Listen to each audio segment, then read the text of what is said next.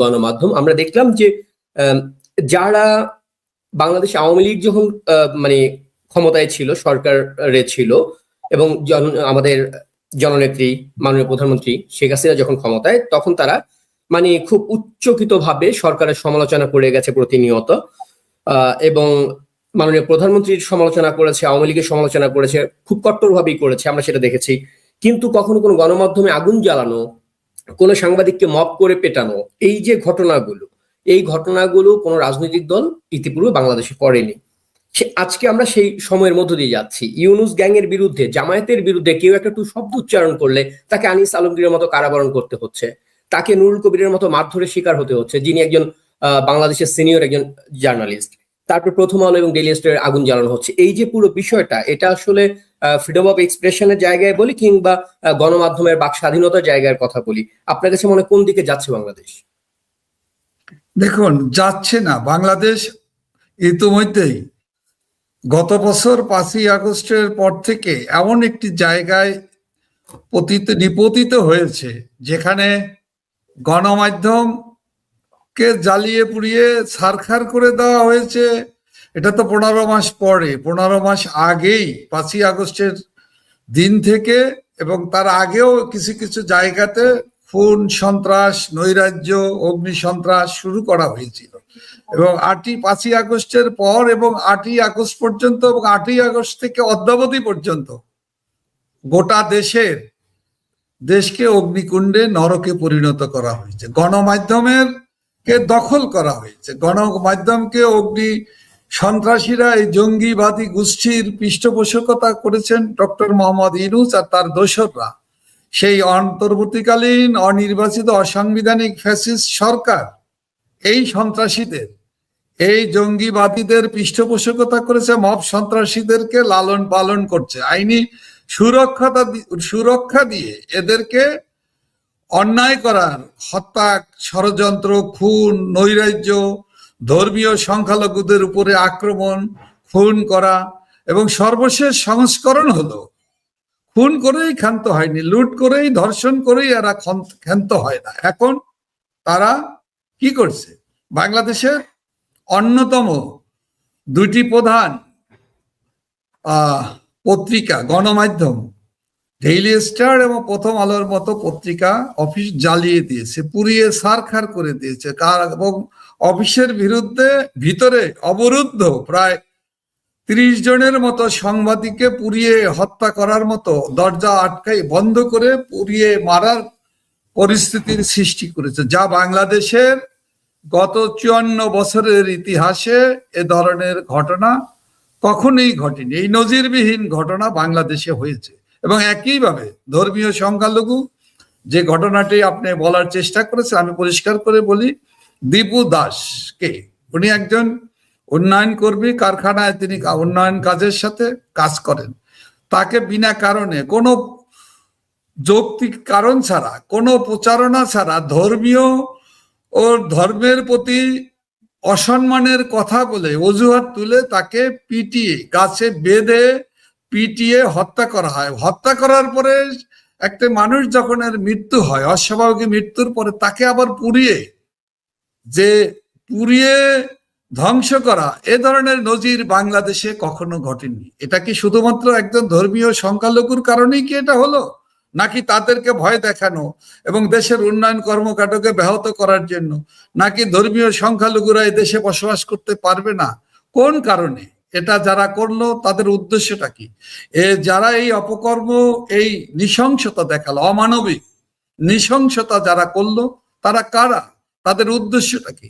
তাদেরকে পৃষ্ঠপোষকতা কে করে? যেহেতু আর কেউ না, এই বর্তমান অসাংবিধানিক অনির্বাচিত ফ্যাসিস্ট সরকার এই জঙ্গিদেরকে, জঙ্গিবাদীদেরকে এবং ধর্মীয় উন্মাদনা যারা বশবর্তী হয়ে দেশকে ধ্বংসের দ্বার প্রান্তে নিয়ে গিয়েছে, এই সাম্প্রদায়িক গোষ্ঠী, সাম্প্রদায়িক শক্তি, এই শক্তির প্রধান পৃষ্ঠপোষক, এই শক্তির লালনকারী এবং রাষ্ট্রযন্ত্রকে ব্যবহার করে ওদেরকে রক্ষা করার দায়িত্বটি পালন করছে অবৈধ সরকার এবং তার অবৈধ পরিষদের সদস্যরা। সুতরাং বাংলাদেশে আইনের শাসন প্রতিষ্ঠা করতে হলে, শান্তি শৃঙ্খলা ফিরিয়ে আনতে হলে, মানুষের বাক স্বাধীনতা ফিরিয়ে আনতে হলে, মানুষের কথা বলার অধিকার, গণমাধ্যমের যে অধিকার, কথা বলার অধিকার, এগুলো সবকিছুই আজকে শেষ করে দিয়ে দেওয়া হচ্ছে, একে একে ধ্বংসের দ্বার প্রান্তে পৌঁছে গিয়েছে। আজকে আমি যদি বলি, এই যে শুধুমাত্র প্রথম আলো, ডেইলি স্টার নয়, এটা তো 5ই আগস্ট থেকেই শুরু হয়েছে। সমস্ত গণমাধ্যমকে দখল করে নেওয়া হয়েছে। সমস্ত গণমাধ্যমের সাথে সম্পৃক্ত সাংবাদিকদেরকে, যারা মুক্ত চিন্তা করেন, যারা দেশের গণতন্ত্রকে রক্ষা করার জন্য যারা কাজ করেন, রাষ্ট্রের চতুর্থ স্তম্ভ হিসাবে কাজ করে যে গণমাধ্যম এবং সাংবাদিক, তাদেরকে টার্গেট করে হত্যা করা, তাদেরকে মামলা করা, তাদেরকে গণগ্রেপ্তার করা। সর্বশেষ সংস্করণ হলো অত্যন্ত লজ্জাজনক এবং দুর্বৃত্তায়নের যে চরম পরাকাষ্ঠা রাষ্ট্রীয় পৃষ্ঠপোষকতায়, ডক্টর মোহাম্মদ ইউনূসের সরকারের পৃষ্ঠপোষকতায় প্রকাশ্যে বঙ্গবন্ধু ভবনে আক্রমণ করা, বারবার আক্রমণ করা, 32 নম্বর বঙ্গবন্ধু জাতির পিতার বাসভবনে অগ্নিসন্ত্রাস করা, বুলডোজার চালিয়ে ভাঙা, বারবার আক্রমণ করা। এরা কারা? এরা জঙ্গিবাদী শক্তি। এরা কারা?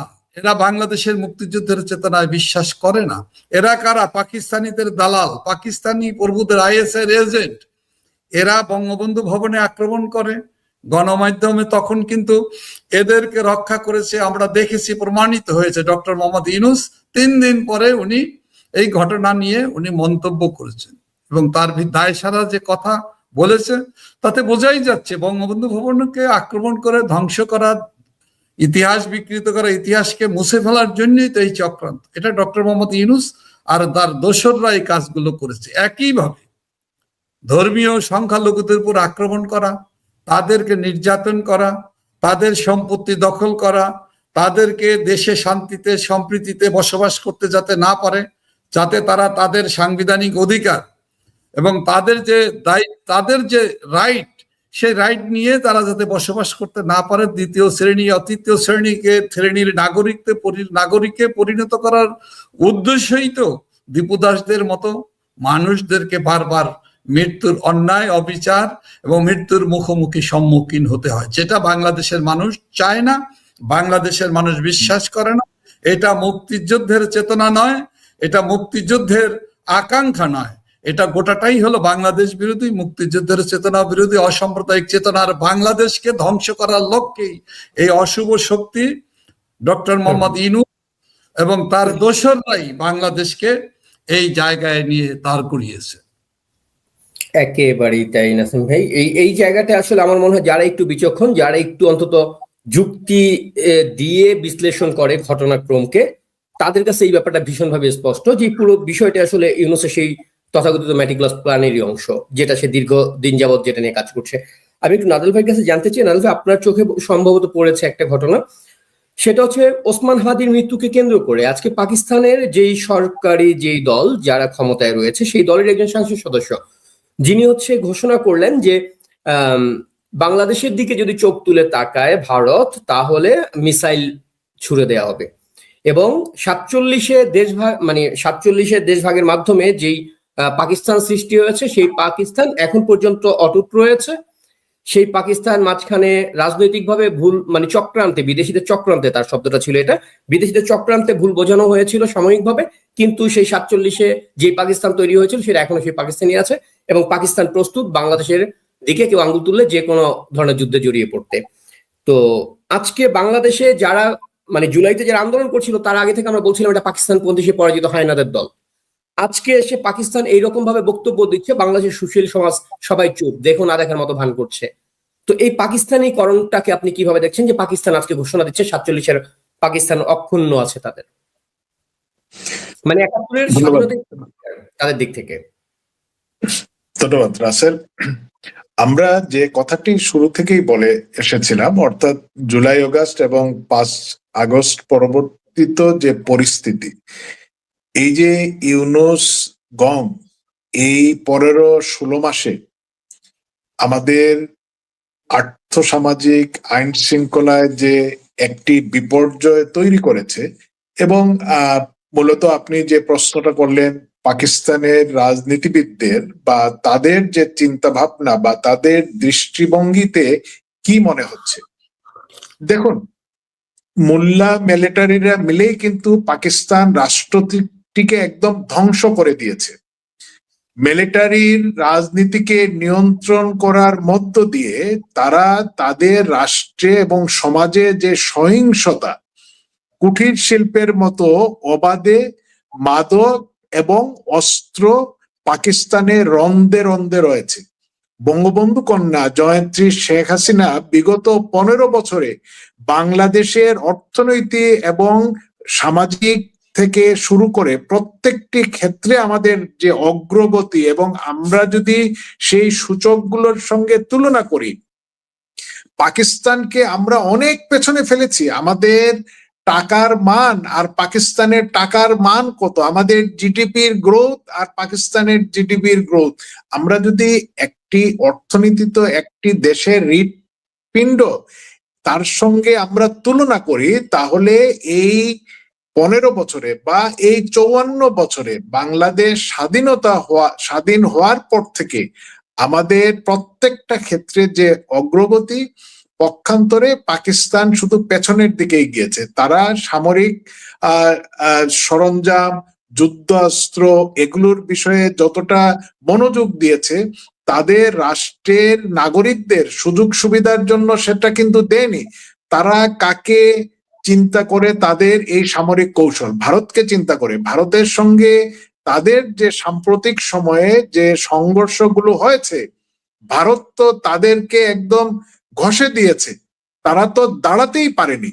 এখন ভারতের বিরুদ্ধে বিভিন্ন বিচ্ছিন্নতাবাদী বা জঙ্গি গোষ্ঠীকে উস্কে দিয়ে এই যে আমরা সর্বশেষ দিল্লির জামে মসজিদের সামনে বা লালকেল্লার সামনে যে গাড়ি বোমা বিস্ফোরণ এবং আরো যে একটার পর একটা ঘটনাগুলো ঘটছে, আগে এই সমস্ত ঘটনার সঙ্গে পাকিস্তান, আইএসএ, তাদের সামরিক বা বেসামরিক প্রশাসন যুক্ত ছিল। এখন যেটা শোনা যাচ্ছে, এই দিল্লির ঘটনার সঙ্গে বাঙালি বা বাংলাদেশিদেরও একটা যোগসূত্র ভারতীয় তাদের গোয়েন্দাদের পক্ষ থেকে বা বিভিন্ন মিডিয়ায় আমরা দেখেছি। তো তারা তো চায়, বাংলাদেশে যখন ঘূর্ণিঝড় হয়েছে, পাকিস্তান ভারত যখন 65-তে যুদ্ধ হয়েছে, বাংলাদেশকে তারা ফেলে রেখেছিল, বাংলাদেশের দিকে কোনো নজরই দেয়নি।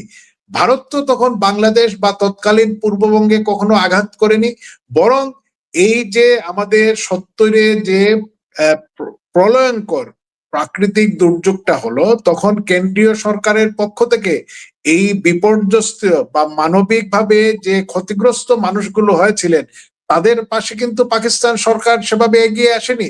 বিশ্বের বিভিন্ন দেশ, সেই সময় ভারত সহ আমাদের সেই মানুষগুলোকে বিভিন্নভাবে ত্রাণ দিয়েছেন, তাদেরকে স্বাস্থ্য সেবা দিয়েছেন। তো আজকে তারা যে চিন্তা ভাবনা, যে কথাগুলো বলছে, আসলে এগুলো দিবা স্বপ্ন। কারণ আমাদের ডায়পার পড়া অবসরপ্রাপ্ত সামরিক কর্মকর্তারা যেভাবে বলে না, 12 ঘন্টা 24 ঘন্টায় বিভিন্ন ঘটনা ঘটাবে, তো এদেরকে তো আমরা দেখেছি তাদের সক্ষমতা, তাদের ক্ষমতাটা কতটুকু। এগুলো এই যে আজকে এই দুটো রাষ্ট্র যেখানে পারস্পরিক সহযোগিতা এবং প্রতিবেশীমূলক সম্পর্কের মধ্য দিয়ে আমাদের সর্বক্ষেত্রে আমরাই কিন্তু সুবিধাটা ভোগ করেছি। আজকে ভারত যখন একটার পর একটা বিভিন্ন সুবিধা বন্ধ করে দিচ্ছে, তখন কিন্তু আমরা বুঝতে পারছি আওয়ামী লীগ বা বঙ্গবন্ধু কন্যা জয়ন্ত্রী শেখ হাসিনা ভারতের কাছ থেকে কি কি সুবিধা আদায় করে নিয়েছিলেন। তারা যে বলে না, এই ভণ্ড নজরুল 26 লক্ষ ভারতীয় বাংলাদেশে কাজ করছে, আমাদের অসংখ্য ট্রিটি রয়েছে যেগুলো বাংলাদেশের স্বার্থ বিরোধী, এই 16 মাসে একটা শব্দ, একটা লাইন কি বঙ্গবন্ধু কন্যা বাংলাদেশের বিপরীতে এই কোন চুক্তি করেছেন, সেটা কি তারা দেখাতে পেরেছে? তো এখন পাকিস্তানি রাজনীতিবিদরা দেখুন, কিছু ধর্মান্ধ বা যারা এই ধরনের অসংলগ্ন কথা বলে, যারা পররাষ্ট্রনীতি বা রাজনীতির সম্পর্কে যাদের কোনো ধারণা নেই, তারা এই ধরনের কথা বলে। আজকে পাকিস্তানের আমরা দেখেছি বিভিন্ন রাজনৈতিক নেতৃবৃন্দ এবং সামাজিক বা সাংবাদিকরা তারা কিন্তু সম্মিলিতভাবে বাংলাদেশের উন্নয়ন অগ্রগতির বিগত দিনে তারা প্রশংসা করেছেন এবং প্রকাশ্যে মিডিয়ায় তারা বলেছেন যে আমাদের আর কিছু লাগবে না, আমাদেরকে বাংলাদেশের সমান করে দাও। অর্থাৎ যে বাংলাদেশের উপরে তারা ভাষায় আঘাত করেছেন, আমাদের 30 লক্ষ মানুষকে তারা হত্যা করেছেন, নিরপরাধ মানুষকে, নিরস্ত্র মানুষকে, 2 লক্ষ মা বোনের সম্ভ্রম হানি ঘটেছে। সেই বাংলাদেশ কতটা এগিয়ে গিয়েছিল যে তারা সিঙ্গাপুর বা মালয়েশিয়া নয়, তারা বাংলাদেশের সমকক্ষ হতে চেয়েছিল। সেই জায়গায় আজকে আবারও যারা এই বাংলাদেশে তাদের কিছু শব্দ দেখবেন, কিছু কিছু মানুষের ইনসাফ, আজাদি, এর থেকেই কিন্তু ধারণা করা যায় এরা যে কোন চিন্তাধারার মৌলবাদী বা বাংলাকে বা বাঙালিয়ানাকে এরা পছন্দ করে না বলেই আমরা হয়তো পরবর্তী আলোচনায় আসব আমাদের ছায়ানট বা উদীচীর এই বিষয়গুলো নিয়ে। তো এখন আপনি যেটা বলেছেন, এই যে তাদের যে প্রচেষ্টা, পাকিস্তানি সেই সমস্ত তারা নিজেদের দেশের যে নিরাপত্তা বা অর্থনৈতিক বিশৃঙ্খলা, রাজনৈতিক বিশৃঙ্খলা, সেগুলো থেকে দৃষ্টি সরানোর জন্য বারে বারেই ভারতের সঙ্গে তারা যুদ্ধ খেলা খেলে আসলে হয়তো দেখা যাবে যে যারা সামরিক শক্তি বা তার মিলিটারিরা অতীতেও যেভাবে লাভবান হয়েছে, এখনো লাভবান হবে। পাকিস্তানের জনগণ এবং পাকিস্তানের সাধারণ মানুষ কিন্তু ক্ষতিগ্রস্ত হচ্ছে, যেটা 71-এ তারা বাঙালিদের সঙ্গে করেছে, বেলচুই এবং সিন্ধুর মানুষদের সঙ্গে। তারাও তো হিন্দু না, খ্রিস্টান না, বৌদ্ধ না, জৈন না, শিখ না, তারাও তো মুসলমান। সেখানেও কিন্তু এই ধরনের গণহত্যা বা দমন পীড়নের ঘটনা অহরহ ঘটে যাচ্ছে। এতে তারা যে কথাগুলো বলছে এটা সম্পূর্ণরূপে সেই মোল্লা এবং মিলিটারির যৌথভাবে পাকিস্তানকে ধ্বংস করা, লুটে পুটে খাওয়া, অবৈধ অস্ত্র, অবৈধ মাদকের ব্যবসা করা, এই কাজগুলোই তারা করে যাবে। আসলে এই কথাটা ভারতের একজন সাংবাদিক কিছুদিন আগে একটা প্রসঙ্গে বলেছিল যে পৃথিবীতে যদি মুসলিমদের উপর নির্যাতনের কথা আসে বা মুসলিমদের উপর হত্যার কথা আসে, তাহলে পাকিস্তানের চেয়ে বেশি গণহত্যা কেউ চালায়নি মুসলিমদের উপরে। এটা পাকিস্তানেরই একজন নারী সাংবাদিক, মানবাধিকার কর্মী, তিনি একদম লিস্ট ধরে দিয়ে প্রমাণ করে বলে দিয়েছিলেন। আমি অবশ্যই ইসরায়েলে ফিলিস্তিনিদেরকে গাজায় আপনার এই ইহুদিরা বা ইসরায়েলিরা যতটা না হত্যা করেছে তার চেয়ে অনেক বেশি গুণ মুসলমানকে হত্যা করেছে এবং সুন্নি মুসলমানকে হত্যা করেছে এই পাকিস্তানিরা, এবং তাও করেছে ধর্মের নাম। আপনার কাছে আমি আবার ফিরছি। আমি একটু নাসিম ভাইয়ের কাছে জানতে চাইবো, বাংলাদেশ আওয়ামী লীগের যুগ্ম সাধারণ সম্পাদক হিসেবে মানে এই পদের জায়গাটা থেকে আমি প্রশ্নটা করবো একটু আপনাকে, দায়িত্বশীল জায়গাটা থেকে, যে আপনি বোধহয় দেখছেন গত পরশুদিন বাড্ডা থানা ছাত্রলীগের সাবেক সভাপতি, বাড্ডা থানা আওয়ামী লীগের যুব ও ক্রীড়া সম্পাদক ওয়াসিকুর রহমান বাবু, তাকে হত্যা করা হয়েছে জেলখানায়, এবং হত্যা করার আগে তার পা ভেঙে দেওয়া হয়েছিল। তার লাশ যখন দেখা যায় তখন দেখা যায় যে লাশের গায়ে প্রচুর আঘাতের চিহ্ন, তার কপালে রক্ত জমাট হয়ে আছে এরকম। এবং 5ই অগস্টের পর থেকে আমরা দেখেছি আওয়ামী লীগের নেতা কর্মী থেকে শুরু করে যাদেরকে গ্রেপ্তার করা হয়েছে তাদের মধ্যে 213 জন এখন পর্যন্ত অফিসিয়ালি যেটা ঘোষণা করা হয়েছে, 213 জনকে হত্যা করা হয়েছে জেলখানার মধ্যে। তো এই যে আওয়ামী লীগ বা ছাত্রলীগ বা অঙ্গ সংগঠনের নেতা কর্মীদেরকে ধরে জেলখানায় নেয়া এবং সুপরিকল্পিতভাবে তাদেরকে ইউনূসের পরিকল্পনা অনুযায়ী তাদেরকে হত্যা করা হচ্ছে, এই হত্যাকাণ্ডের ব্যাপারে মানে আওয়ামী লীগের এই দায়িত্বশীল জায়গা থেকে আপনার মানে অনুভূতি জিজ্ঞেস করবার কিছুই নেই সেখানটায়, কিন্তু আপনাদের এটার প্রতিকারে আপনারা কোন রকম উদ্যোগ নিচ্ছেন কিনা আন্তর্জাতিক পর্যায়ে বা বিভিন্ন জায়গায়? ধন্যবাদ। ওয়াসিক বাবু আমাদের আওয়ামী লীগের বাড্ডা থানার একজন সম্পাদক, গুরুত্বপূর্ণ সম্পাদকের দায়িত্ব পালন করছেন। একসময় এই থানার ছাত্রলীগের সভাপতির দায়িত্ব পালন করেছেন। তিনি বর্তমান ফ্যাসিস্ট ইউনূস সরকারের এই অবৈধ দখলদার সরকারের বিরুদ্ধে বাংলাদেশ আওয়ামী লীগের নেতৃত্বে, দেশরত্ন শেখ হাসিনার নেতৃত্বে যে গণতন্ত্র পুনরুদ্ধারের যে আন্দোলন চলছে, যখন আওয়ামী লীগকে নিষিদ্ধ করে দেওয়া হয়েছে, আওয়ামী লীগের রাজনৈতিক কর্মকাণ্ডকে নিষিদ্ধ করা হয়েছে, এই দুঃসময় সাহসের সাথে ওয়াসিক বাবু লড়াই সংগ্রাম চালিয়ে যাচ্ছিল। আমার সাথে ব্যক্তিগতভাবে তার সাথে একাধিকবার এই আন্দোলন চলাকালীন, গ্রেপ্তার হওয়ার আগেও তার সাথে আমার কথা হয়েছে। সে একটা সাহসী যুবক, সাহসী কণ্ঠ, তিনি বঙ্গবন্ধুর আদর্শের জন্য দেশরত্ন শেখ হাসিনার নেতৃত্বে আবার এই অবৈধ দখলদার ইউনূস সরকার এবং তাদের দোসরদের হাত থেকে বাংলাদেশের মানুষের অধিকার ফিরিয়ে আনার জন্য, গণতন্ত্র পুনরুদ্ধার করার জন্য, ফ্যাসিস্ট ইউনূস এবং খুনি দুঃশাসকের হাত থেকে বাংলাদেশকে মুক্ত করার জন্য তিনি দীপ্ত পদে শপথ নিয়ে তিনি লড়াই সংগ্রাম চালিয়ে যাচ্ছিলেন। তারই সে কারণেই টার্গেট করে আমাদের এই সাহসী যোদ্ধাকে গ্রেপ্তার করা হয়েছে। তাকে তখনও তার উপরে মব সন্ত্রাস চালানো হয়েছে। এরপরে তাকে বিভিন্নভাবে কারাগারের অভ্যন্তরে নির্যাতন করা হয়েছে এবং তাদের এই অবৈধ দখলদার সরকারের অশুভ ইঙ্গিতে কারাগারের অভ্যন্তরে তার প্রাপ্য চিকিৎসা তো তাকে দেওয়া হয়নি, উপরন্তু তাকে নিপীড়ন করে নির্যাতন করে তাকে হত্যা করা হয়েছে। এই হত্যাকাণ্ডের আমি তীব্র নিন্দা জানাই, প্রতিবাদ জানাই। এই হত্যাকাণ্ডের সাথে এই অবৈধ দখলদার সরকারের সম্পৃক্ততাকে কোনোভাবেই অস্বীকার করতে পারবে না, রক্ষা পাবে না। এই অবৈধ সরকার যেভাবে আমাদের এই সাহসী যোদ্ধাকে, এরকম অসংখ্য নেতাকর্মীকে কারাগারের অভ্যন্তরে হত্যা করেছে এবং কারাগারের বাইরেও আমাদের অসংখ্য নেতাকর্মীদেরকে হত্যা করা হয়েছে। এই সকল হত্যাকাণ্ডের দায় একদিন আমরা মনে করি অবশ্যই দখলদার ইউনূস সরকার আইনের কাঠগড়ায় দাঁড়াতে বাধ্য হবে এবং আমরা সেই সময়ের অপেক্ষায় আছি। যে কথাটি বলা রয়েছে তাদের নিরাপত্তার ব্যাপারে কোন রকম উদ্যোগ কি নিচ্ছেন কিনা বা কোন ধরনের প্রচেষ্টা কি করা হচ্ছে কিনা? আন্তর্জাতিকভাবে আমরা তুলে ধরছি, যদিও বাংলাদেশে গণমাধ্যমের কোনো স্বাধীনতা নাই, গণমাধ্যমের কোনো সংবাদ পরিবেশনেরও কোনো সুযোগ নাই।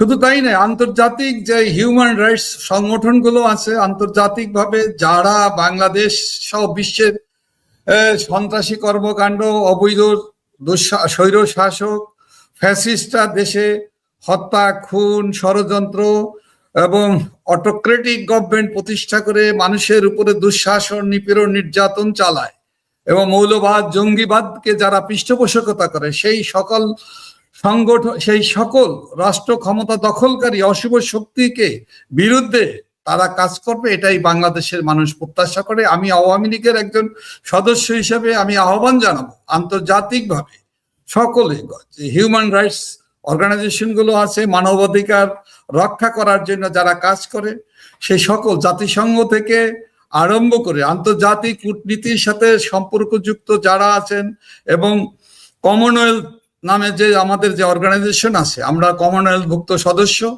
তাদের মাধ্যমে আমরা বাংলাদেশের প্রকৃত চিত্র, বাংলাদেশের স্বৈর শাসক ফ্যাসিস্ট ইউনূস সরকারের দুঃশাসনে, জঙ্গিদের এবং জঙ্গি দুঃশাসনে ভিতরে আজকে বাংলাদেশ ধ্বংসের দ্বার প্রান্তে। আজকে মানুষের জীবন নিয়ে ছিনিমিনি খেলা হচ্ছে।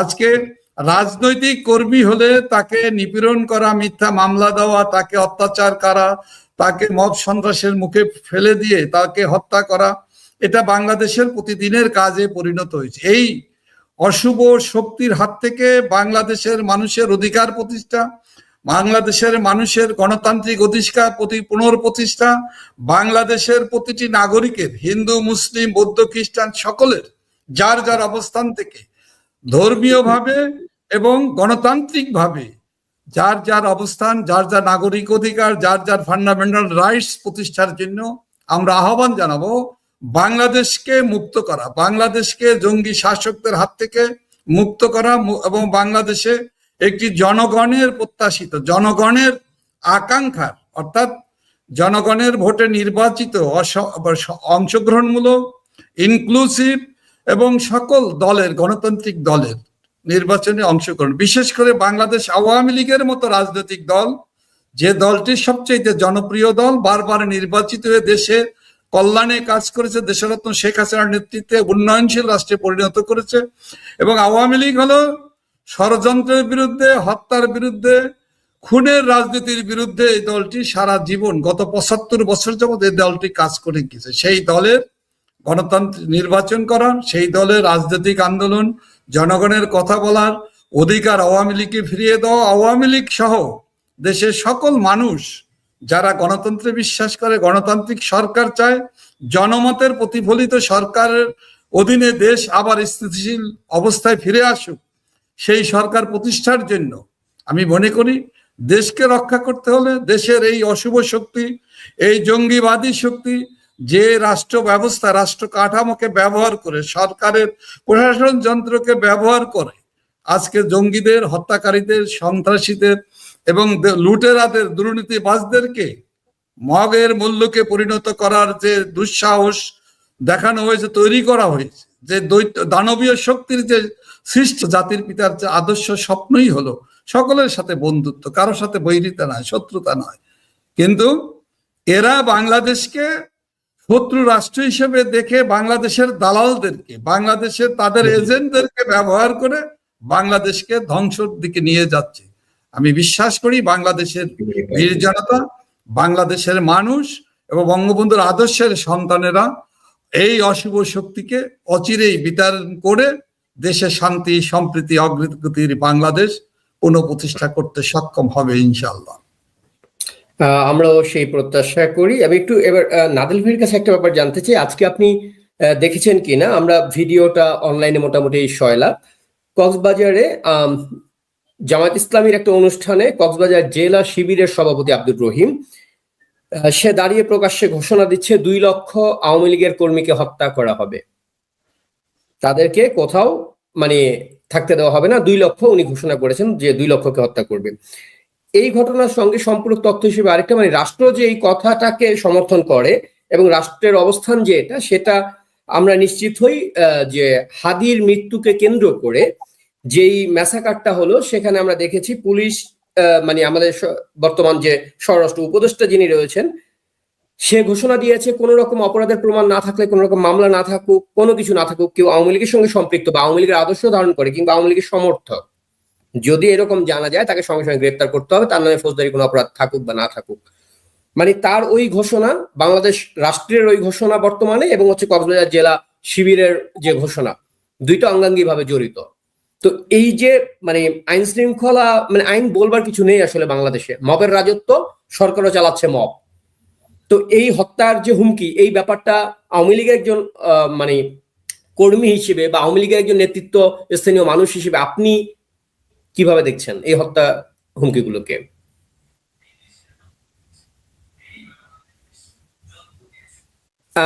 নাদুল ভাই, আপনার মাইক্রোফোনটা অফ করা আছে।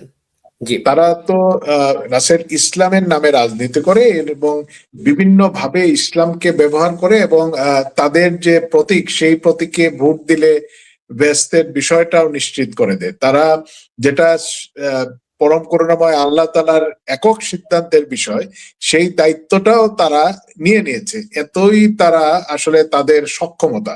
তো এই জায়গায় আমি কোরআনের একটু উদ্ধৃতি দিয়ে শুরু করতে চাই।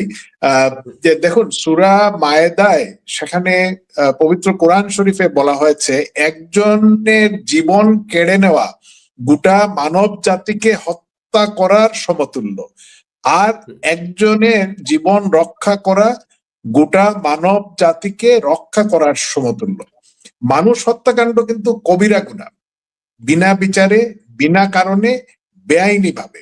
এবং এই যে হত্যাকাণ্ডের কঠোরতার বিষয়ে ইসলামে কিন্তু কঠোর শাস্তির কথা বলা হয়েছে এবং নিষেধ করা হয়েছে। কোনো কারণ ছাড়া একজন মানুষকে হত্যা করা, এখানে মানুষ বলা হয়েছে, হিন্দু, মুসলিম, খ্রিস্টান, বৌদ্ধ কিন্তু বলা হয়নি।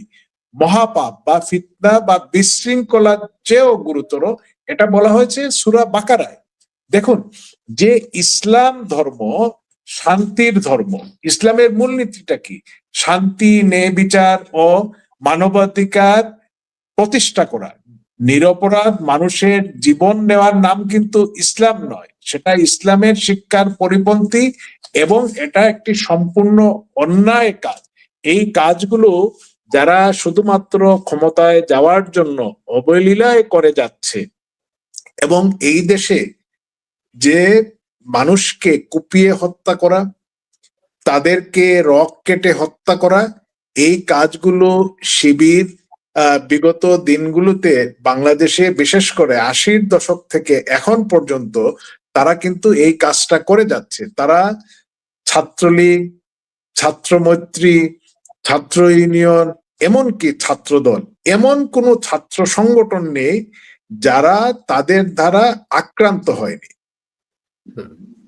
তারা সেই যে 80-র দশকের শুরু থেকে যে ইসলামী ছাত্র সংঘ, যেটা আলবদর বাহিনী হিসাবে এদেশের বুদ্ধিজীবীদেরকে বেছে বেছে হত্যা করেছিল রাও ফরমালারির তালিকা ধরে, সেই কাজটা কিন্তু তারা এখনো অব্যাহত রেখেছে। এবং আমি বিশ্বাস করি এদেশের তরুণ সমাজ, আমরা যাদেরকে জেএনজি বলছি বা আলফা বলছি, মুক্তিযুদ্ধের বিরুদ্ধে এবং এই ধরনের হত্যা বা বিভিন্নভাবে সন্ত্রাসী ঘটনা যত বেশি ঘটাবে এরা, ততই কিন্তু মানুষ, বিশেষ করে আমাদের তরুণ প্রজন্ম ইতিমধ্যেই এদের থেকে বিমুখ হয়েছে। তারা যে জুলাই আগস্টে যে রাজনৈতিক চক্রান্তটা করেছিল, হত্যা কুর ষড়যন্ত্রের মধ্য দিয়ে যে রাজনীতি বাংলাদেশে 75-এ শুরু হয়েছিল, আমরা তার একটি নিকৃষ্টতম জঙ্গি ভয়াবহতা বা রাষ্ট্রের বিরুদ্ধে হামলা আমরা জুলাই আগস্টে প্রত্যক্ষ করেছি। এবং তারপরে এই 15-16 মাসে দেশের অর্থনৈতিক অবস্থা, সামাজিক অবস্থা, বিচারহীনতা এবং এই যে যারা আমি একটু সচেতন ভাবেই বলতে চাই, আমরা অনেকেই একটু কটাক্ষ করি বা আমাদের তো রাগ রয়েছে যে অনেকেই লাল বদর, এই শব্দটা আসলে আমি ওভাবে ব্যবহার করতে চাই না। জুলাই আগস্টে অনেকেই বিভ্রান্তির মধ্যে পড়েছিলেন, অস্বীকার করার উপায় নেই। অনেকেই সেই সময় তাদের প্রোফাইল লাল করেছিলেন, সেই জঙ্গিদের যে দাবি দেওয়া বা তাদের বিভিন্ন বিষয়ে তাদের যে তারা সম্পৃক্ততা অর্থাৎ মানসিকভাবে দেখিয়েছিলেন, আজকে একে একে সকলেই কিন্তু ঘুরে যাচ্ছে। আজকে দেখুন, এই যে বাংলাদেশের তরুণরা, ছাত্ররা, যাদের সক্ষমতা, যাদের আগ্রহ ছিল, বিদেশে বিভিন্ন জায়গায় পড়াশোনার জন্য যেত, আজকে একটা একটা করে দেশ আমাদের এই তরুণদের ভিসা দেওয়া বন্ধ করে দিচ্ছে, বিভিন্ন ইউনিভার্সিটিতে বন্ধ করে দিচ্ছে তাদের পড়াশোনার সুযোগটা।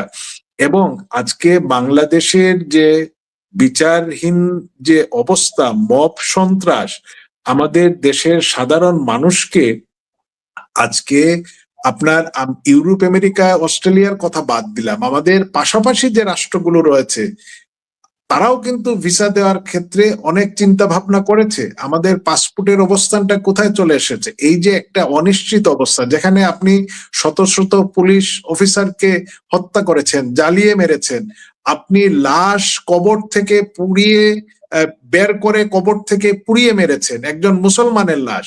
মুসলমান কথাটা আমি বললাম এই কারণে একটু পরেই আমি দীপুচন্দ্র রায়ের কথা বলছি, একজন গার্মেন্টস কর্মী, তার সঙ্গে তার কর্মক্ষেত্রে বা পেশাগত প্রতিযোগিতায় যারা পারে নাই তারাই উস্কে দিল এবং তাকে পিটিয়ে আত্মরা করা হলো। সেই মানুষটিকে গাছে ঝুলিয়ে আগুন দিয়ে পুড়িয়ে হত্যা করা হলো। এই বাংলাদেশ কি আমরা চেয়েছিলাম? আমাদের তরুণ, আমাদের যে জেনজি, যারা আমাদের সন্তান সমতুল্য, তারা নিশ্চয়ই এই বাংলাদেশ চায়নি। এই জুলাই আগস্টে তারা যে রাজপথে নেমেছিলেন, তারা কি এই পরিবর্তন, এই সমস্ত ঘটনার জন্য তারা নেমেছিলেন? নিশ্চয়ই না।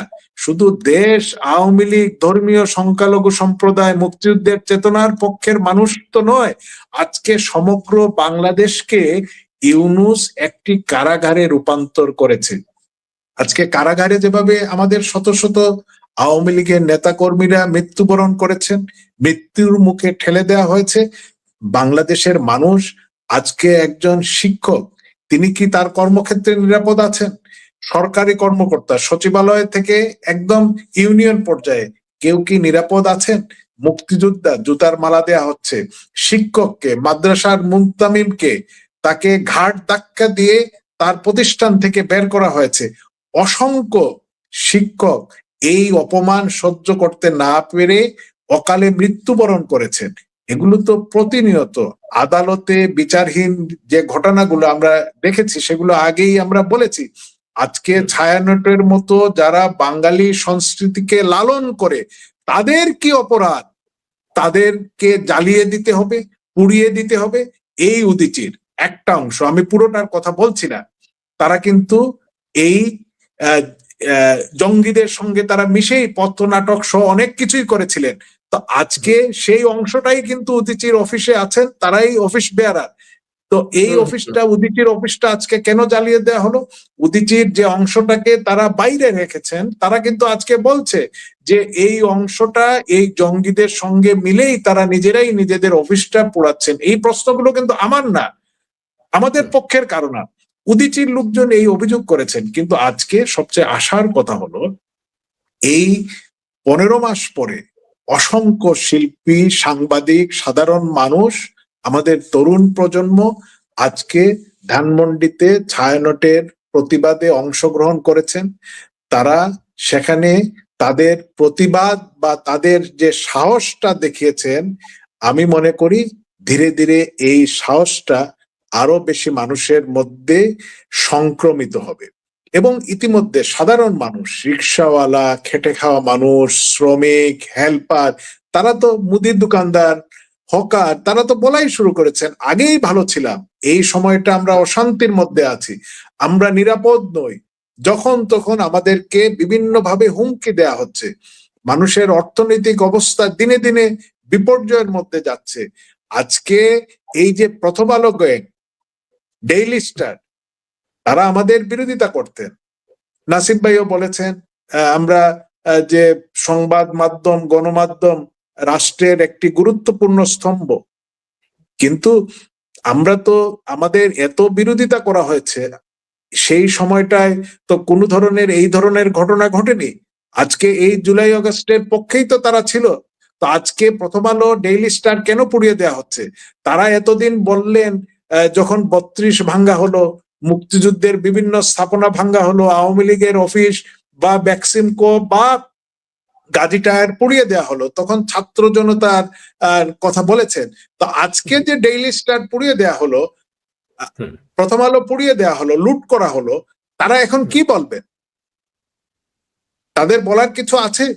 নিশ্চয়ই নাই। যে নুরুল কবির সাহেব, আমি শ্রদ্ধা করি, উনি প্রবীণ সাংবাদিক, উনি অনেক সময় অনেকেরই বিভিন্ন অসঙ্গতির বিরুদ্ধে কথা বলেন। তিনি তার পেশাগত দায়িত্ব বা সংগঠনের দায়িত্ব হিসেবে, সাংবাদিক নেতা হিসেবে তিনি যখন সেখানে গিয়েছিলেন, তার চুলে ধরে টানা, তাকে হেনস্থা করা, এই যে আজকে বাংলাদেশে একটার পর একটা, আজকে প্রথম আলো বা ডেইলি স্টারে অনেক পরে আঘাত এসেছে। আজকে সময় টিভি, জনকণ্ঠ দখল করা হয়েছে, 71 টিভি দখল করা হয়েছে। তখন তো প্রথম আলো গোষ্ঠী, ডেইলি স্টার তখন তো কথা বললেন না। আজকে কেন নিজের উপরে যখন এসেছে, এতক্ষণে কহিলেন অরিন্দম, এই ধরনের একটা ঘটনা মনে হচ্ছে যে নিজের উপরে যখন এসে পড়লো তখন উত্তাপটা লাগছে, তার আগে উত্তাপ লাগে নাই? তখন তো ছাত্র জনতার মব বলেছিলেন, ছাত্র জনতার বিক্ষোভ বলেছিলেন। তো আজকে এখন কি বলবেন? তো এই যে এই ঘটনাগুলো, এই সন্ত্রাসী ঘটনা, এই মব, এই মানুষকে হত্যা, এই কাজগুলো তারা তাদের জাকার্তা মেথড অনুযায়ী তারা করেছেন। কেন ছায়ানটে, আমি আবারও বলি, ছায়ানটে কেন আঘাত করা হবে? তারা বাঙালি সংস্কৃতিকে লালন করেন। আজকে যারা বাংলা শব্দে সমৃদ্ধ হয়েছে অনেক বিদেশি শব্দে, কিন্তু আরোপিত ভাবে কোনো ভাষায় কোনো শব্দকে আমদানি করা যায় না। আজকে কিছু জ্ঞান পাপী, কিছু মানুষ আমরা দেখি কথায় কথায় ইনসাফ, আজাদি, এই ধরনের শব্দ ব্যবহার করার প্রবণতা। তার অর্থ তারা আসলে এই জঙ্গি এবং মৌলবাদীদের গোষ্ঠীর সঙ্গেই আছে, যাদের ইনসাফের সঙ্গে কোনো সম্পর্ক নেই, যাদের আজাদির সঙ্গে কোনো সম্পর্ক নেই। কেন? স্বাধীনতা শব্দটা কি অপরাধ করেছে? যে মহান মুক্তিযুদ্ধ, স্বাধীনতা, এই শব্দগুলো আমাদের অন্তরের অন্তঃস্থলে শ্রদ্ধার সঙ্গে উচ্চারিত হয়। এই শব্দগুলোকে কেন পাল্টাতে হবে? সেই চেষ্টাটা কেন? যেভাবে চেয়ারকে কেদারা বললে মানুষ কোনোভাবেই সহজভাবে গ্রহণ করবে না, আজকে এই বিচারহীনতা, সন্ত্রাসী কর্মকাণ্ড, এই শব্দের বিপরীতে আপনি ইনসাফ বলে কি বুঝাতে যাচ্ছেন?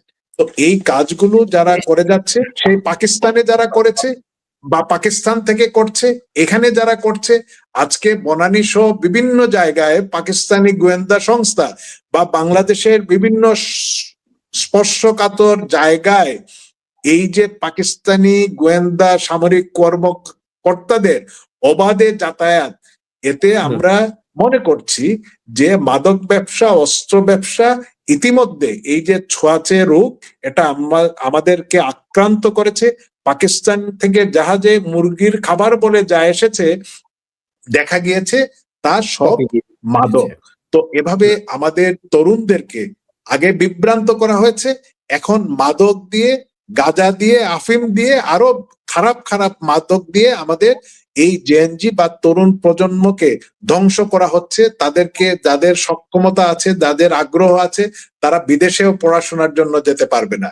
আজকে ইসলামকে কিছু কিছু এই সন্ত্রাসী গোষ্ঠীরা বিশ্বব্যাপী তারা একটি জঙ্গি ধর্ম হিসাবে প্রতিষ্ঠা করার প্রবণতা পেয়েছে। আমরা অনেকেই বলেছিলাম, হামাস যখন গাজায় তাদের সীমানা অতিক্রম করে, ওয়েস্টার্ন সিনেমায় যেভাবে আমরা দেখি কাউবয়রা এক রেঞ্জ থেকে আরেক রেঞ্জে ঘোড়া নিয়ে লাফ দিয়ে চলে যায়, যেভাবে তারা কাঁটাতার ডিঙ্গিয়ে সেই নিরস্ত্র নিরীহ ইসরায়েলি যে নিরপরাধ মানুষগুলোকে হত্যা করেছিলেন এবং জিম্মি করে এনেছিলেন, তার বিপরীতে আজকে স্বাধীন ফিলিস্তিনের স্বপ্নটাই কিন্তু শেষ হয়ে গেল এবং এই ফিলিস্তিনি আজকে সম্পূর্ণ ধ্বংস হয়ে গিয়েছে তাদের সেই উস্কানিমূলক বা হটকারী সিদ্ধান্তের কারণে। আজকে ঠিক তেমনি ভাবে আজকে আমার নিজের সন্তান বলেছে অস্ট্রেলিয়া এসে পড়াশোনা করে যে সেখানে কিভাবে ইসলামের বিরুদ্ধে এবং বাংলাদেশের মানুষের বিরুদ্ধে মানুষের মনোভাব দিনে দিনে প্রকট হচ্ছে। যে নেপালের সঙ্গে বাংলাদেশের এত ভালো সম্পর্ক, সেই নেপালেও কিন্তু আজকে বাংলাদেশের বিরুদ্ধে বিক্ষোভ হচ্ছে। তো এই অবস্থায় কিন্তু এই ইউনুস, এই মৌলবাদী গোষ্ঠী, এই জামাত, এই খুনি মবচক্র বাংলাদেশের মানুষকে ফেলে দিয়েছে, বাংলাদেশকে ফেলে দিয়েছে। পাকিস্তান নিজেও চাচ্ছে নাদেল ভাই যে পাকিস্তান শুধু একা কেন জঙ্গি রাষ্ট্রের তকমা বহন করবে, তাদের একজন সঙ্গী সাথী প্রয়োজন। সেই জন্য তারা তাদের উর্বর ভূমি হিসেবে বাংলাদেশকে পছন্দ করেছে এবং তাদের এজেন্ট ইউনুস জামাত তো রয়েছে, প্রাণপণ কাজ করছে সেই জায়গাটা তাদের ঘাটতি পূরণ করবার জন্য, সঙ্গীর ঘাটতি। আমি একটু নাসিম ভাইয়ের কাছে জানতে চাই যে নাসিম ভাই, আমরা দেখলাম যে এই যে ওসমান হাদি হত্যাকাণ্ডকে কেন্দ্র করে ভারত বিরোধী একটা প্রচারণা শুরু হয়ে গেল। সেভেন সিস্টার ভাঙার কথা বারবার উঠে এলো এবং ওসমান হাদির জানাজার পরেও যে মিছিল হয়েছে সেখান থেকেও তারা মানে খুবই স্পষ্ট বার্তা দিয়েছে সেভেন সিস্টার অক্ষুণ্ণ থাকবে না। এবং ভারতের বিরুদ্ধে এই যে বিভিন্ন ধরনের আমরা উস্কানিগুলো দেখলাম, এম্বাসিগুলোতে হামলা হতে দেখলাম, ইন্ডিয়ান হাই কমিশনারের বাড়িতে হামলা হলো, সবকিছুর পরে আমরা দেখলাম যে পুলিশ বাহিনী বলে দিল যে তাদের কাছে ভারতে পালিয়ে গেছে হাদি, এরকম কোনো তথ্য প্রমাণ নেই। অথচ দেশের বিদেশে থাকা কিছু ইউটিউবার, কিছু সাংবাদিক তারা উস্কানি দিল ভারতে পালিয়ে গেছে, কলকাতায় আছে, এটা ওটা বিভিন্ন ধরনের আজগুবি তথ্য। এবং সেই তথ্যের উপরে ভিত্তি করে বাংলাদেশের একটা অংশের মানুষকে ভারত বিদ্বেষটাকে জাগিয়ে দেওয়া হলো। তো আপনার কি মনে হয় আসলে ওসমান হাদির মৃত্যুর কারণে ভারত বিদ্বেষটা মানে মাথাচাড়া দিল, নাকি ভারত বিদ্বেষটাকে জাগিয়ে তোলার জন্য ওসমান হাদির হত্যাকাণ্ডটা জরুরি ছিল? দেখুন, প্রথমত ওসমান হাদিকে কারা মেরেছে, কেন মেরেছে, কি উদ্দেশ্যে মেরেছে এটা আমরা জানি না। তবে এইটুকু বুঝি, আওয়ামী লীগের পক্ষ থেকে আমরা খুনের রাজনীতি করি না, আমরা খুনকে কখনোই খুনিকে প্রশ্রয় দেই না। এটা হলো প্রথম কথা। তারপরে কথা হলো ভারত বিরোধী যে রাজনীতি, যে ন্যারেটিভ, সেটা কিন্তু অবৈধ দখলদার ইউনুস সরকার, এই ফ্যাসিস্ট সরকার, ফ্যাসিস্ট গোষ্ঠী, এরা কিন্তু 5ই আগস্ট থেকেই এটা শুরু করেছে। তার আগেও তারা এগুলো বিভিন্ন ভাবে বিভিন্ন ফোরামে কথাবার্তা বলতো। এটা একটা ন্যারেটিভ তারা দাঁড় করেছে ভারত বিরোধী। এই ন্যারেটিভসের ধারাবাহিকতায় তারা যখনই বিভিন্ন ধাপে ধাপে বারবার একই জিনিসটা, কিন্তু তাদের দোসররা, তাদের সন্ত্রাসীরা, তাদের জঙ্গিবাদী গোষ্ঠী, যাদেরকে এই অবৈধ দখলদার সরকার পৃষ্ঠপোষকতা করে রক্ষা করেছে এবং তাদেরকে আইনি সুরক্ষা দেওয়া হয়েছে, প্রশাসনিক এবং আইন শৃঙ্খলা রক্ষাকারী বাহিনী এদেরকে প্রোটেকশন দিচ্ছে। বারবার আমরা দেখেছি, দেশবাসী দেখেছে, গণমাধ্যম গুলো দেখেছে, আন্তর্জাতিক গণমাধ্যম এবং কূটনৈতিক পাড়ায় যারা বসবাস করেন তারা কিন্তু খবর ঠিকই রাখেন। গণমাধ্যমকে গলা টিপে টুটি বন্ধ করে রাখা হয়েছে, কথা বলতে দেওয়া হয় না, কথা বলার সুযোগ নাই, কোনো ছাপা হয় না, কোনো নিউজ পরিবেশন হয় না, এটা বাংলাদেশে। তারপরেও কিন্তু বাস্তবতা, সত্য যা ঘটনা, সেটা কিন্তু দেশের এবং দেশের বাইরে মানুষ নানা কারণে নানা সামাজিক মাধ্যমে জেনে গেছে, এটা পরিষ্কার স্পষ্ট হয়েছে। যাই হোক, সেই দিকে না যেয়ে শুধু একটা কথাই আমরা বলতে চাচ্ছি, সেটা হলো ভারত বিরোধী মানসিকতার কথা তুলে, ভারত বিরোধী জিগির তুলে বাংলাদেশকে, বাংলাদেশের মানুষের কে এই দখলদার গোষ্ঠী, এই সন্ত্রাসী গোষ্ঠী, এই পাকিস্তানিদের দোসর, হানাদার বাহিনীদের দোসর, এই আইএসআই এজেন্টরা এই ন্যারেটিভটা দাঁড় করিয়ে একটি উন্মাদনা সৃষ্টি করতে চায়। দেখেন এই উন্মাদনাটা কিরকম, যেমন যেখানে একটু আগে আপনি প্রশ্ন করেছেন, আমাদের সহকর্মী তার উত্তর দিয়েছে, তার সাথে আমি একটু সংযুক্ত করি। 250 লোককে মেরে ফেলে 2 লক্ষ আওয়ামী লীগের নেতাকর্মীদেরকে হত্যা করবে, হত্যা করার মধ্য দিয়ে ভারত মুক্ত করবে বাংলাদেশ, ব্যাপারটা তো এই ধরনের। তো আপনি বলেন, আমি হাদিসের কোরআনের উদাহরণ দেব না, ইসলাম শান্তির ধর্ম, এখানে খুনিদের খুন করার কোনো সুযোগ নাই, কোনো জায়গা পবিত্র কোরআনেও নেই, হাদিসেও নেই। সেক্ষেত্রে এরা কারা খুন করতে চায়, তারা কারা? স্পষ্ট বার্তাটা হলো এরা খুনি, এরা জঙ্গি, এরা হত্যা করবে, একটা দলকে নিঃশেষ করে দিতে চায়। একটি রাজনৈতিক দল, গণতান্ত্রিক দলের সদস্যদেরকে হত্যা করে তারা তাদের যে তাদের যে মতবাদকে প্রতিষ্ঠা করতে চায়। এরা কারা? এরাই তো হলো জঙ্গিবাদের চরম উদাহরণ হিসাবে আমরা পরিষ্কারভাবে দেখতে পাচ্ছি, দুনিয়া দেখতে পাচ্ছে, বিশ্ববাসী দেখতে পাচ্ছে, বাংলাদেশের মানুষও এই জঙ্গিবাদীদের হাত থেকে মুক্তি চায়। সেই জায়গায় দাঁড়িয়ে যে কথাটি খুবই পরিষ্কার স্পষ্ট, বাংলাদেশ আজকে এই জঙ্গিদের হাত থেকে মুক্তি চায়, বাংলাদেশের মানুষ মুক্তি চায়। বাংলাদেশ আওয়ামী লীগের নেতাকর্মীরা আজকে শুধুমাত্র আওয়ামী লীগের নেতাকর্মীদেরকে গ্রেপ্তার করা হচ্ছে না, লক্ষ নেতা কর্মী, আমাদের জাতীয় সংসদ সদস্য, জনপ্রতিনিধি, আওয়ামী লীগের প্রেসিডিয়ামের মেম্বার, 14 দলের রাজনৈতিক নেতৃবৃন্দ, নির্বাচিত সংসদ সদস্যবৃন্দ, বাংলাদেশ ছাত্রলীগের, তৃণমূলের কর্মীরা, যারা কলেজে পড়ে, বিদ্যালয়ে পড়ে, এমনকি নিষ্পাপ, সে 17 বছর হয়নি, এ ধরনের 18, 12 বছর, 14 বছর ছেলেদেরকে, মেয়েদেরকে গ্রেপ্তার করা হচ্ছে মিথ্যা মামলার অজুহাতে। কারণটা কি? দমন নিপীড়ন করা। কারণটা কি?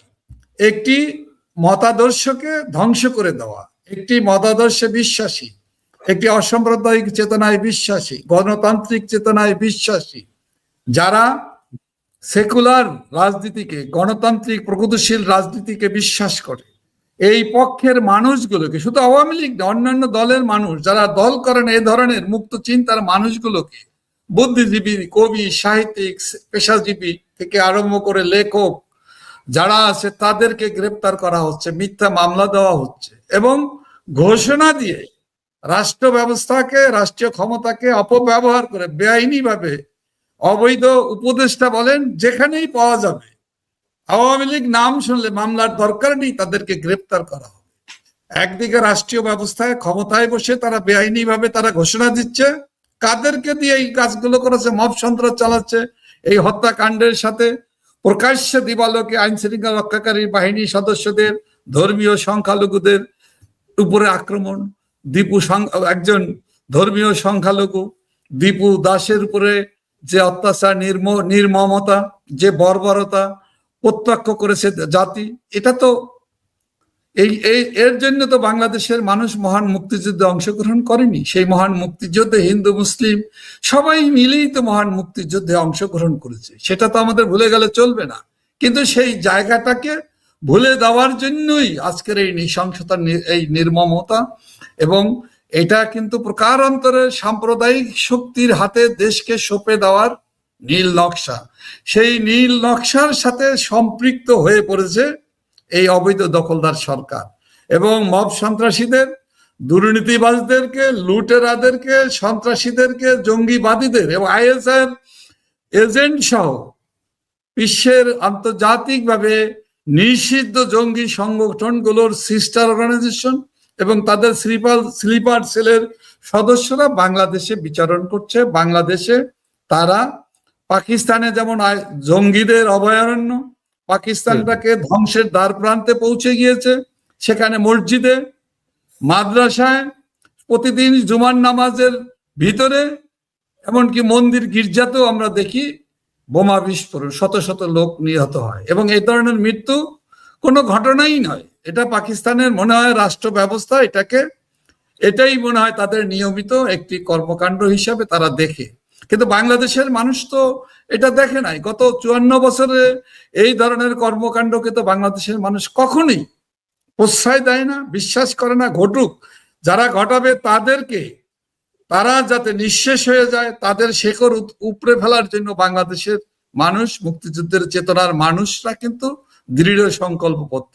সেই জায়গায় দাঁড়িয়ে আমরা বলতে চাই, বাংলাদেশের মানুষ এখনো দৃঢ় সংকল্পবদ্ধ। বাংলাদেশের উপরে যারাই প্রভাব বিস্তার করতে চায়, অর্থাৎ বাংলাদেশকে, বাংলাদেশ আওয়ামী লীগের নেতাকর্মীদের, আওয়ামী লীগের ভোটারদের, যারা বঙ্গবন্ধুর আদর্শে বিশ্বাস, সেই লক্ষ কোটি কোটি ভোটারদেরকে যারা ভারতের দালাল বানানোর জন্য যে ন্যারেটিভস তৈরি করতে চায়, যারা মুক্তিযুদ্ধের চেতনার বিপক্ষ যে পাকিস্তানি গোষ্ঠী, যারা গোষ্ঠীতন্ত্র, বিদেশি প্রভুদের আইএসআইয়ের এবং পাকিস্তানি দালালি যারা করেছে, সেই অশুভ শক্তি আওয়ামী লীগকে এবং আওয়ামী লীগের ভোটারদেরকে, মুক্তিযুদ্ধের পক্ষের মানুষদেরকে, বিবেকবান মানুষদেরকে ভারতের দালাল বানিয়ে বাংলাদেশের মানুষের বিপক্ষে আওয়ামী লীগকে দাঁড় করাবার যে ন্যারেটিভ তারা সৃষ্টি করতে চায়, এটা বিফলে যাবে, এটা ব্যর্থ হবে। কারণটা হলো, বাংলাদেশের মানুষ কখনোই মনে করে না নিকট প্রতিবেশী বন্ধু রাষ্ট্র, দুঃসময়ে মহান মুক্তিযুদ্ধে যারা আমাদের পাশে দাঁড়িয়ে কাঁধে কাঁধ মিলিয়ে আমাদের বীর মুক্তিযোদ্ধাদের সাথে যুদ্ধ সম্মুখ সমরে তারা অংশগ্রহণ করেছে। মিত্র বাহিনীর 17,000 ভারতীয় সেনা কর্মকর্তা, সৈনিকরা জীবন দিয়েছে। সেই ভারত তো আমাদের, ভারত বিরোধিতার করার তো কোনো প্রয়োজন নেই। আর আজকের দুনিয়াতে কেউ কারোর সাথে যুদ্ধ করে না, কেউ কারো শত্রু রাষ্ট্র হিসাবে বিবেচনা করে না। আমরা বরঞ্চ পাকিস্তানকে শত্রু রাষ্ট্র বিবেচনায় নেই, কারণ বাংলাদেশকে তারা মেনে নেয়নি। বাংলাদেশে তারা যে খুন করেছে, সেই যে গণহত্যা করেছে, গণহত্যার জন্য তারা এখনো মাপ চায়নি।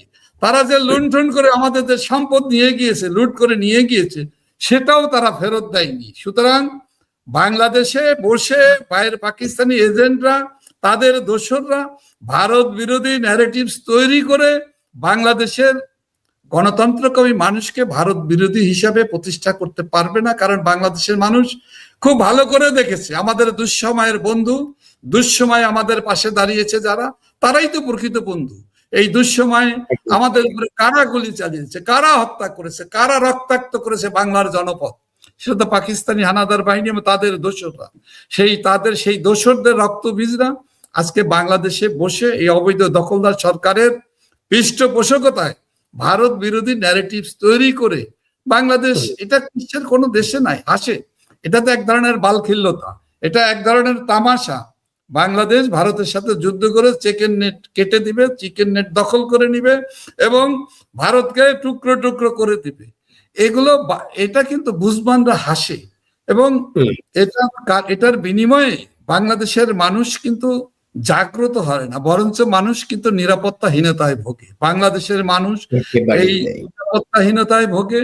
বাংলাদেশ এই অঞ্চলে, দক্ষিণ পূর্ব এশিয়ার অন্যান্য দেশের মানুষগুলো নিরাপত্তার সংখ্যার ভিতরে আজকে দিনাতিপাত করছে। আজকে বন্ধুত্বের ভিতর দিয়েই গড়ে তুলতে হয় উন্নয়ন, অগ্রগতি, বন্ধুত্ব, সুসম্পর্কের মধ্য দিয়েই অর্জন করতে হয়। এটাই হলো কূটনৈতিক শিষ্টাচার। আজকের আধুনিক দুনিয়াতে এটাই গ্রহণযোগ্য।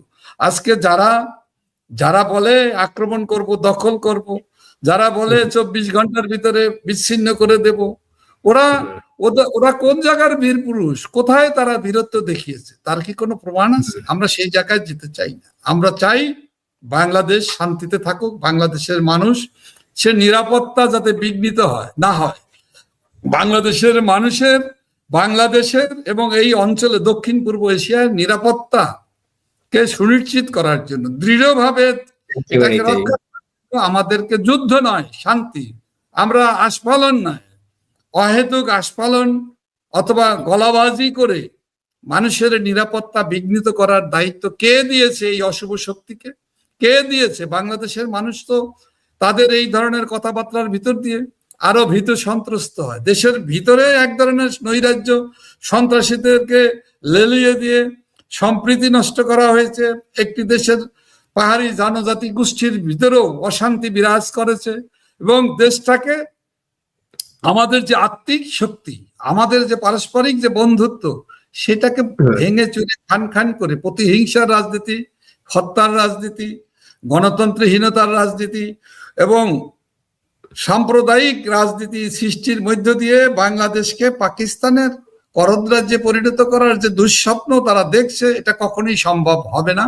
এটা সম্ভব হওয়ার কোনো কারণ নেই, কারণ আমাদের বাংলাদেশের মানুষরা নিজের ভিতর থেকে আত্মিকভাবেই তারা বিশ্বাস করে আমরা বাঙালি, আমরা বাঙালি জাতি, বীরের জাতি। আমাদেরকে কোনো বিদেশি প্রভুরা, বিদেশি রাষ্ট্র, সেটা যদি পাকিস্তান হয়, সেটা তো পদাঘাত দিয়েই বাংলাদেশের মানুষ তাদেরকে পরাজিত করেই প্রতিহত করবেই। তারা আমরা অর্জন করেছি, জয়ী হয়েছি। সুতরাং পরাজিত শক্তি কাছে আমরা কখনোই আত্মসমর্পণ করব না, বাংলাদেশ করবে না, বাংলাদেশের মানুষ করবে না। বঙ্গবন্ধু কন্যা, জাতির পিতার কন্যা দেশরত্ন শেখ হাসিনা এবং আওয়ামী লীগের নেতা কর্মীরা করার কোনো কারণ নেই। একেবারেই তাই, আমরা নিজেরাও এটা বিশ্বাস করি এবং নিশ্চয়ই বাংলাদেশের সাধারণ মানুষেরও এই বিশ্বাসটুকু রয়েছে। আমরা আজকে লাইভে একেবারেই শেষ পর্যায়ে। তো আজকে এত সময় যারা আমাদের সঙ্গে যুক্ত রয়েছিলেন, মানে আরো অনেকগুলো প্রশ্ন ছিল, আসলে সময় স্বল্পতার জন্য করা গেল না, কিন্তু শেষ করতেই হচ্ছে আমাদেরকে, আমাদের নির্ধারিত সময় শেষ। এত সময় যারা উপস্থিত মানে আমাদের সঙ্গে যুক্ত ছিলেন তাদের সবাইকে কৃতজ্ঞতা জানাচ্ছি, এতটা সময় আমাদের সঙ্গে যুক্ত থাকবার জন্য কৃতজ্ঞতা জানাচ্ছি আফম বাহাউদ্দিন নাসিম ভাইকে এতটা সময় দেওয়ার জন্য আমাদের সঙ্গে, আপনার অনেকগুলো ভাবনা, আপনার দৃষ্টিভঙ্গি আমাদের সঙ্গে শেয়ার করবার জন্য। এটা হয়তো আমাদের অনেককে ঋদ্ধ করবে। আপনার প্রতি কৃতজ্ঞতা এতটা সময় দেওয়ার জন্য। এবং শফিউল আলম নাদেল ভাই, আপনার প্রতিও কৃতজ্ঞতা, এতটা সময় দিলেন এবং অনেকগুলো বিষয় খুব চমৎকার আলোচনা করলেন এবং আমরা অনেক তথ্য জানবার সুযোগ পেলাম। রাসেল, আমাকে 30 সেকেন্ড সময় দিতে হবে। ওকে, প্লিজ প্লিজ। নাসিম ভাইও আছেন। দেখুন, এই যে আমাদের দেশের ডেভিল, এই দুষ্ট লোক, এই প্রতিহিংসা পরায়ণ লোক, প্রথমে একবার আওয়ামী লীগের নেতাকর্মীদেরকে গ্রেফতার করার জন্য, গ্রেফতার বাণিজ্য, মামলা বাণিজ্য করার জন্য একটি অভিযান চালিয়েছিল। এখন দ্বিতীয়বারের মতো চালাচ্ছে।